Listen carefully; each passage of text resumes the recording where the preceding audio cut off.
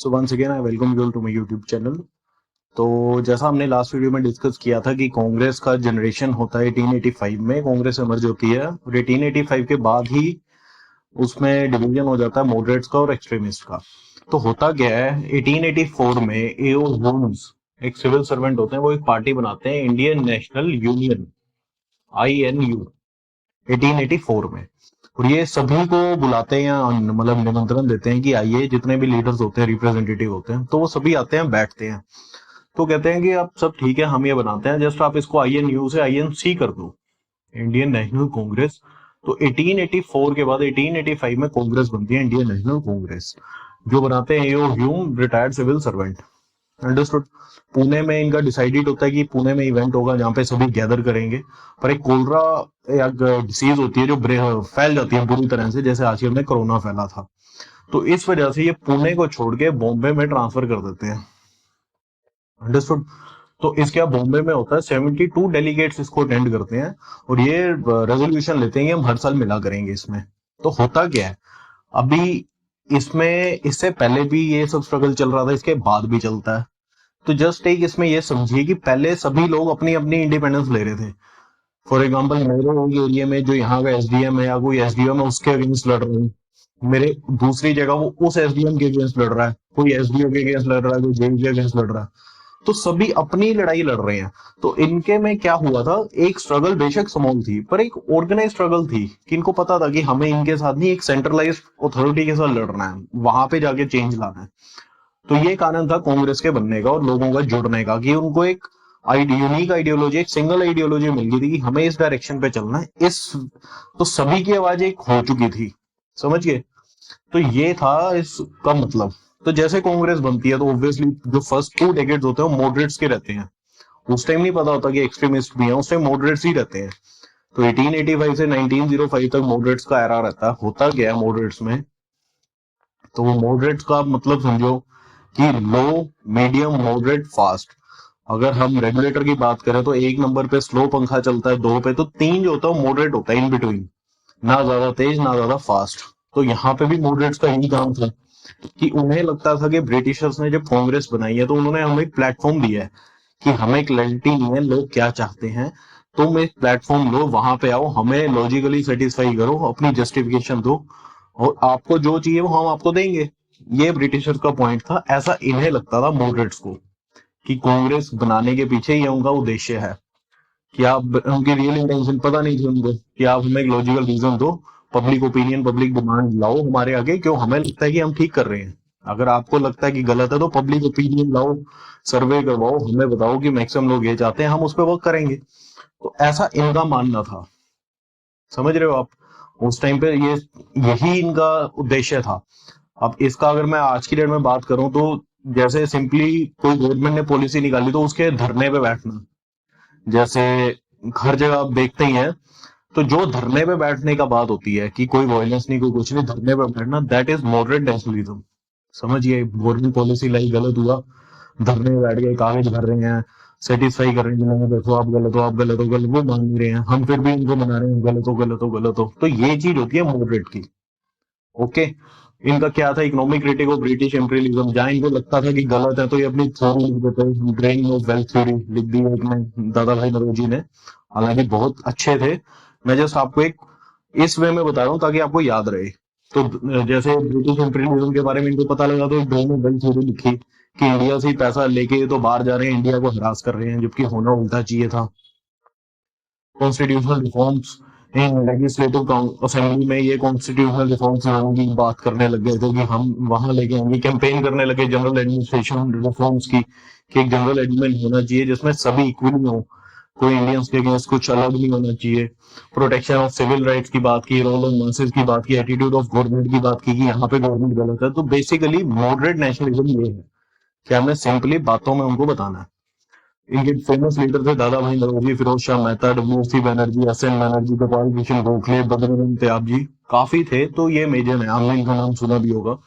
और कई बार ये पूछ भी लेते हैं कि which of the following are not a moderate leader और एक्सट्रीमिस्ट लीडर। तो जस्ट एक आपको नाम याद रहना चाहिए। तो ये रहता है मॉडरेट का, समझ।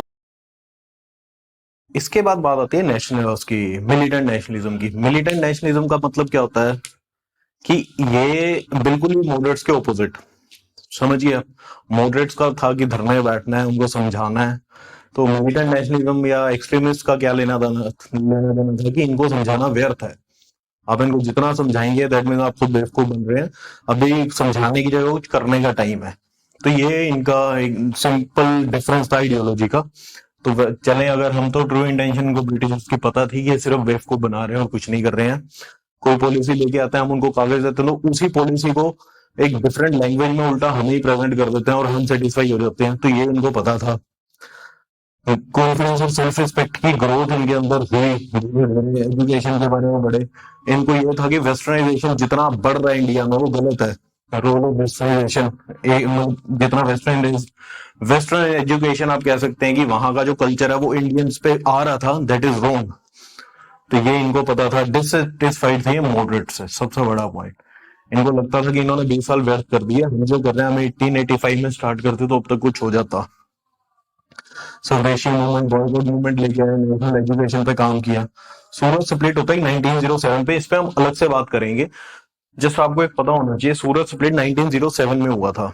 समझ गए? सूरत स्प्लिट का मतलब क्या है कि जो कांग्रेस का सेशन, जो हमने बात की थी कि हर साल मिलेगा, वो जो सूरत में जब सिटिंग हुई कांग्रेस की, वहां पे अलग हो जाता है मॉडरेट और एक्सट्रीमिस्ट। आगे जाके दोबारा यूनाइट होते हैं, वो हम आगे टाइमलाइन में बात करेंगे। तो जस्ट एक सूरत स्प्लिट 1907 में हुआ था, ये आप याद रख सकते हैं, क्योंकि ये डायरेक्ट क्वेश्चन कई बार आया हुआ है। इवन प्रीवियस ईयर में मॉक टेस्ट में भी आपको मिल जाएगा। तो ये रहता है मिलिटेंट नेशनलिज्म का। तो इनके फेमस लीडर थे बाल गंगाधर तिलक, जिनको लोकमान्य तिलक कहा जाता है, लाला लाजपत राय, औरबिंदो घोष, बिपिन चंद्र पाल। अभी हम सब ने बचपन में लाल बाल पाल नाम सुना होगा, हिस्ट्री में लाल बाल पाल कहते हैं। तो लाल बाल पाल कौन होते हैं? लाल होते हैं लाला लाजपत राय, बाल बाल गंगाधर तिलक, और विपिन चंद्र पाल पाल, लाल बाल पाल। इन्हें कहा जाता है एक्सट्रीमिस्ट जो थे। अंडरस्टूड? तो यही था आपका मेन डिफरेंस। अभी अगर मैं आपको एक सिंपली डिफरेंस दोनों में बताऊं तो आपको और थोड़ी क्लैरिटी होगी इसके बारे में। जैसे मॉडरेट्स थे तो उनको जिम्मेदार और अपर मिडिल क्लास जो थी वो उनको फॉलो करती थी। For example lower middle class, upper middle class, upper class. तो ये लोअर मिडिल, अपर मिडिल, और ऊपर जितने भी आपके जमींदार वगैरह हैं, तो ये जो लोग थे ये आपके एक्सट्रीमिस्ट मॉडरेट्स के फॉलोअर थे, मॉडरेट्स को फॉलो करते थे। जो नीचे वाले थे ये आपके एक्सट्रीमिस्ट को फॉलो करते थे। पर ये जितने लोग थे एजुकेटेड थे, जो पढ़े हुए। तो ये सबसे बड़ा डिफरेंस आ गया। अगर मैं क्लास की बात करूं, उसके बाद ये थे वेस्टर्न थॉट्स और यूरोपियन हिस्ट्री से काफी इंस्पायर्ड, कि वेस्टर्न थॉट्स अच्छा है, वो जो पढ़ाते हैं वो ठीक है, वुमेन्स के बारे में ये होना चाहिए, इंग्लिश के बारे में ये होना चाहिए, यूनिफाइड होना चाहिए सब कुछ। ये जो थे एक्सट्रीमिस्ट, ये इंडियन हिस्ट्री, कल्चरल हेरिटेज के बारे में बहुत ही ज्यादा ही सीरियस थे, जिसको कहते हैं कि इनको ये लगता था कि आगे हमारे ही कल्चर को बर्बाद करके अपना कल्चर फैला रहे हैं और ये कुछ नहीं कर रहे हैं। ये एक्सट्रीमिस्ट की आइडियोलॉजी थी और ठीक भी थी उनकी। ये लॉयल थे ब्रिटिश क्राउन के, ये लॉयल नहीं थे। आप इसको लॉयल नहीं कह सकते, ये जस्ट अगेंस्ट है उनकी जो पॉलिसी गलत थी उसके। इसमें लॉयल्टी की बात नहीं आती। पर ये लॉयल का मतलब कि इनके डायरेक्ट जैसा ये कहते थे वैसे कर रहे थे, ये नहीं करते थे वैसा। ये कहते थे कि हमें कॉन्स्टिट्यूशन रिफॉर्म चाहिए और इंडियंस को सर्विस करने का मौका मिले आपकी गवर्नमेंट में, आप रूल करो पोजीशन में, हमें एक सर्विस करने का मौका इंडियंस को दो। ये कहते थे हमें कुछ नहीं चाहिए, हमें सिर्फ स्वराज चाहिए इंडिया के लिए। इन्हें वो लगता है कि इंडिया को जो बीमारी लगी हुई है उसकी मेडिसिन सिर्फ और सिर्फ स्वराज है। ये इनकी क्लियर आइडियोलॉजी थी, जो इनकी क्लियर नहीं थी। ये चाहते ये भी यही थे कि हमें ये सब मिले, वो सब मिले, पर ये खुल के बोलते नहीं थे, ये खुल के बोलते थे। इसी वजह से ये कहते थे कि हम कॉन्स्टिट्यूशनल मेथड से करेंगे, जो करेंगे धरना देंगे, जैसा मैंने बताया आपको अन्ना हजारे जी का एग्जाम्पल। ये डरते नहीं थे, इनको कोई लेना देना नहीं था। No hesitation to go against constitutional method, boycott करना, रेजिस्टेंस दिखाने गवर्नमेंट को ही दिखाते थे। और ये पेट्रियोट थे, दोनों ही पेट्रियोट थे, लीगली पेट्रियोट थे, मतलब कॉन्स्टिट्यूशन के दायरे में रहकर जो काम करते थे। पर ये पेट्रियोट थे और इन्होंने अपनी सेक्रीफाइस भी दी है, जान भी गंवाई है फॉर इंडिपेंडेंस। इन्होंने जान नहीं गंवाई है, पर इन्होंने जान भी गंवाई है। ये फर्क आता है कि इन्होंने लीगल दायरे में रह के पेट्रियोटिज्म दिखाया, पर इन्होंने जान भी दी है जहां देनी पड़ी है। अंडरस्टूड? तो ये था हमारा मॉडरेट्स और एक्सट्रीमिस्ट का। आपको बेसिकली क्लैरिटी होनी चाहिए। क्लैरिटी मैंने आपको देने की कोशिश की है, एक बार दोबारा इसको पढ़िएगा, जो भी आपकी रेफरेंस बुक्स है उसमें जरूर गो थ्रू जाइए इनके बारे में। और मैं एक रिक्वेस्ट करूंगा कि जो हमारे कांग्रेस के सेशन है वो आप जरूर एक बार इनके साथ जो भी नोट्स बनाए आपने उसमें सेशन जरूर लिखिए कि 1885 से अगर मैं बात करूं 1909 की या 1905 तक, तो उसमें कौन कौन से सेशन मेजर हुए हैं, जहां पे जैसे ये सूरत स्प्लिट एक मेजर हुआ है, ऐसे कौन सा सेशन मेजर हुआ है। और हो सके तो गवर्नर जनरल अगर उस टाइम का, जैसे यहाँ पे कर्जन था मेरे ख्याल से, इरविन, जितने भी हुए आपके यहाँ पे कर्जन था, round table conference Lord Irwin थे जिसमें गांधी इरविन पैक्ट कहते हैं 1930 से 32 में जो तीन हुई थी, वो हम आगे क्रोनोलॉजी में डिस्कस करेंगे। तो फिलहाल के लिए आप ये जरूर पढ़ लीजिएगा कि दोनों में डिफरेंस क्या था और किस कारणों से मॉडरेट्स और एक्सट्रीमिस्ट अलग थे। आने वाली वीडियो में ये देखेंगे कि ये आगे चल के दोबारा एक हो जाते हैं, वो कब होते हैं, कौन एक करता है, हम नेक्स्ट वीडियो में डिस्कस करेंगे। तो ये मैं इस वीडियो को यहीं पे समाप्त करता हूँ और उम्मीद करता हूँ आपको लेक्चर समझ आया होगा कि मैं क्या कहना चाहता हूँ। और हमने अभी तक 1909 तक कवर कर लिया है। तो अभी हम जो नेक्स्ट वीडियो में डिस्कस करेंगे वो 1909 से आगे का चलेंगे टिल 1947 या यू कैन से 1950, जब तक हमारा कॉन्स्टिट्यूशन नहीं बना था। अंडरस्टूड? तो इसी के साथ मैं वीडियो को खत्म करता हूँ और आशा करता हूँ आपको लेक्चर समझ आया होगा। और वीडियो को प्लीज लाइक और शेयर जरूर कीजिए और चैनल को जरूर सब्सक्राइब कीजिए। और अंत में धन्यवाद एंड जय हिंद।